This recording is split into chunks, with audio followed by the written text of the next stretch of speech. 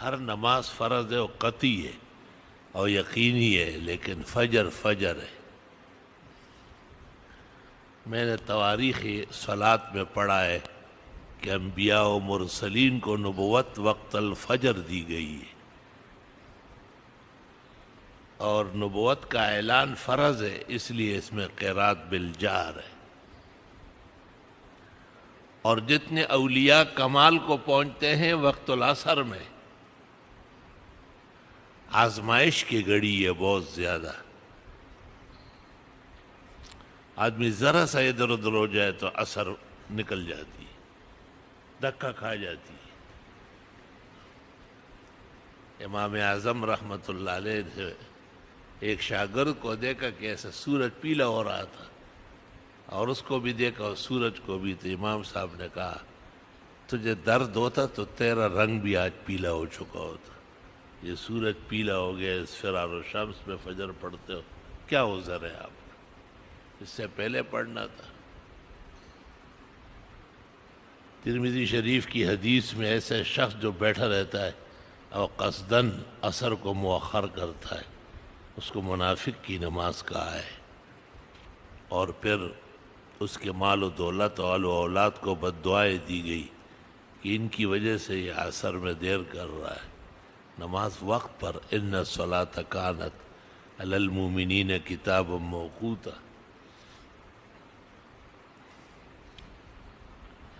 بہت زیادہ تسلی اور خوشی آدمی کو ہوتی ہے نماز میں۔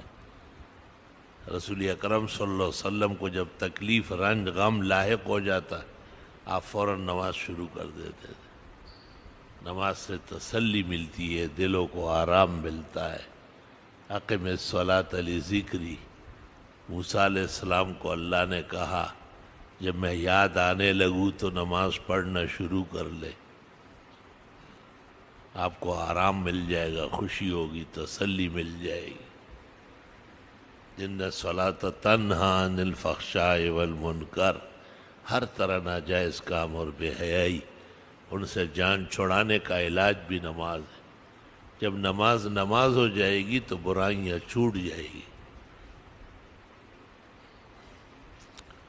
ایک شخص کی شکایت کی گئی احادیث میں کہ وہ نماز بھی پڑھتا ہے اور چوری بھی کرتا ہے، آپ نے کہا ما صلی اللہ، نہیں پڑھی نماز۔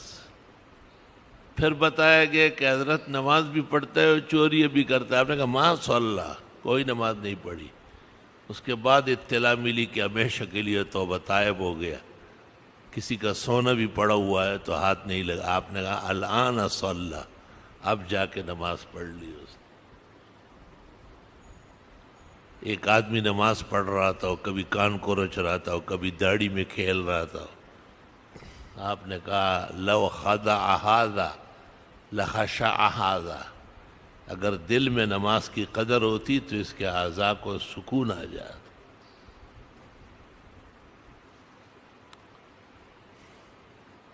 نماز بڑی زبردست ہے، ویسے بڑی اچھی ہے، میں خود بڑا خوش ہوتا ہوں کہ آدمی صحت میں ہو اور اچھی نماز پڑھتا ہو۔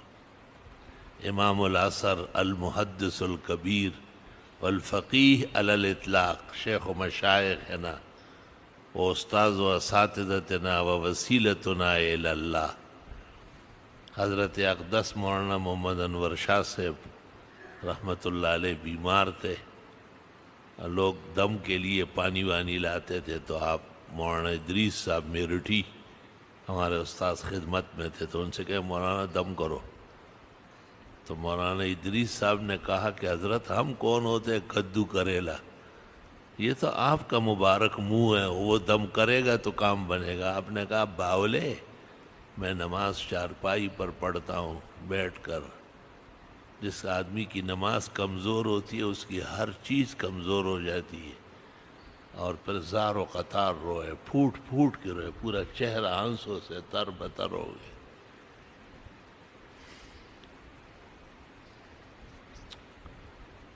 آہا،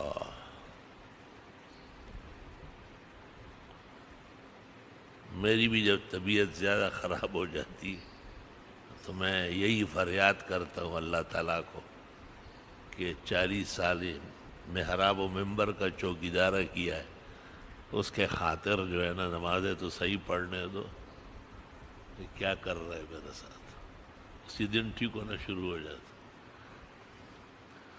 پورا اللہ سے آمنے سامنے صحیح طرح بات کرنی پڑتی ہے۔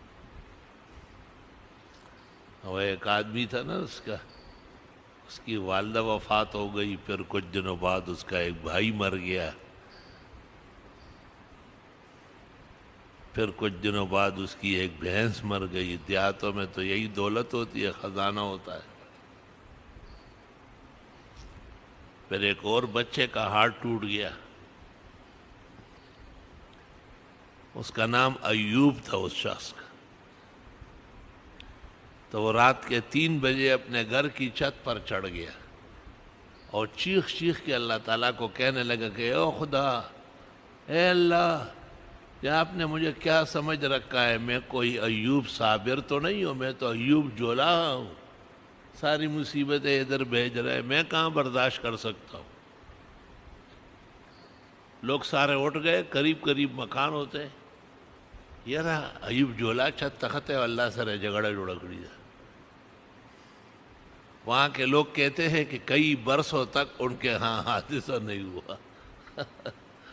سبحان اللہ، خدا سے صحیح معاملہ کیا کرو، لوگ چھوڑو، مسئلوں کی بھی زیادہ ضرورت نہیں ہے۔